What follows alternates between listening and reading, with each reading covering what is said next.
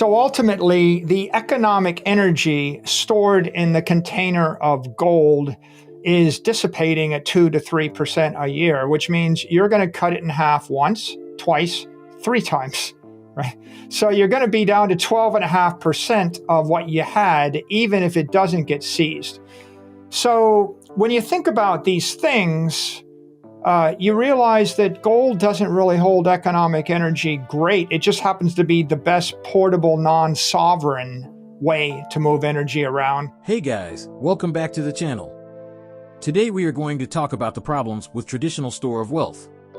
Why holding money, real estate, or assets like gold or silver is not a perfect choice to secure your money.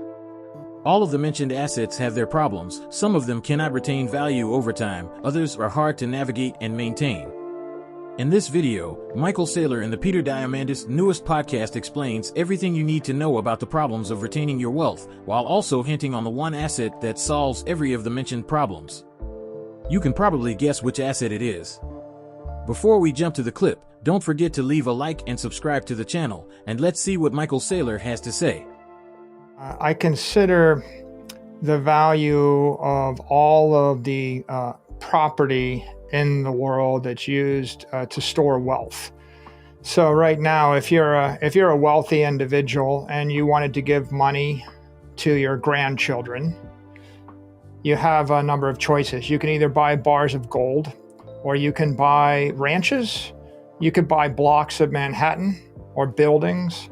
You can buy shares of companies, corporate stocks. You could put money in a savings account and maybe buy sovereign debt or bonds, corporate bonds or other bonds. And when you add up all this stuff, it's like $500 trillion worth of stuff that people use. And the challenge with all these things is how do I know if I had $1 million today that it would still be worth $1 million 100 years from now? $1 million in buying power, if you would, yes? Yeah, money is economic energy. Yes. And so I want to have a certain share of economic energy in the civilization, and I want to maintain it for a long time, for generations. So if I buy a city block in Manhattan, it's kind of intuitive that over 200 years, the value of that city block will go up. And if more people move in Manhattan, it'll go up. And so the positives are people move in the city, and I got a share of the economic activity of the city. The negatives are it's going to get taxed by the mayor of Manhattan. There's going to be zoning regulation by the neighborhood zoning board. It's going to get potentially taxed by the state of New York. It might be the politician decides they really want to build Central Park on my block of land, and they just take it from me and they pay me, sub-market, or maybe they want to turn my land into an airport or into a port. So you own property, it sounds really good, but you have to fight to maintain that property over 100 years, and your children's children will have to fight to maintain it. So if I took $1 million of economic value in 100 years ago, and I held it in dollars, the US dollar is expanding about 7% a year for the past 100 years. So if you do the math, you find that you lose 99% of the economic value in cash. And that's why nobody in their right mind would put $1 million of cash in a box and put a time lock on it, and in the year 2120 expect their great-grandchildren to open the box and for it to be worth anything. It will be worth nothing. Sure. If I put $1 million of gold in a box, 100 years from now, the challenge is, will the bank or the government seize the gold? Pretty much every country on earth stole everybody's gold over the last 100 years. If you had it in Germany, it got stolen multiple times. The British, the French, the Japanese, the Russians, even the Americans stole everybody's gold. So, and if it didn't get stolen, that's what we call counterparty risk, seizure, confiscation. If it didn't get stolen, if you increase the gold supply by 2% a year, then you realize the half-life of money in gold, that seems the half-life of energy in a battery.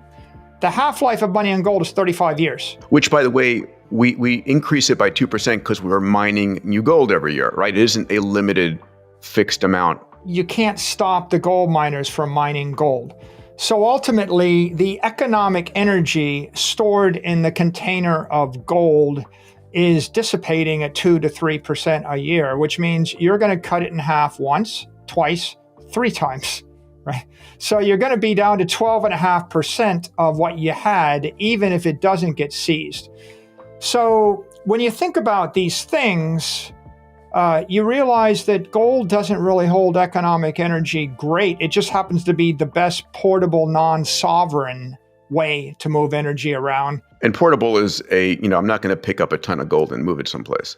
Yeah, it's semi-portable. You couldn't move $1 million of gold through an airport, but it's more portable than a building, right? You're not moving your building out of LA ever, right? So you've got this conundrum, which is things that hold their value for a long time, like soccer teams or football teams, maybe. Well, they have cultural risk. Will people still want to watch football and soccer in 100 years? And they're not so portable, and they're very political. Then you have things that look straightforward, like owning 1,000 acres of land. But if your enemy takes over as governor of the state, they just pass a property tax, so they tax your land away from you. And then the oldest cliche is lost the family farm because we couldn't pay the property taxes. Sure. And by the way, that's an important point, right? Because the value of your land that you own dissipates over time because it's taxed constantly.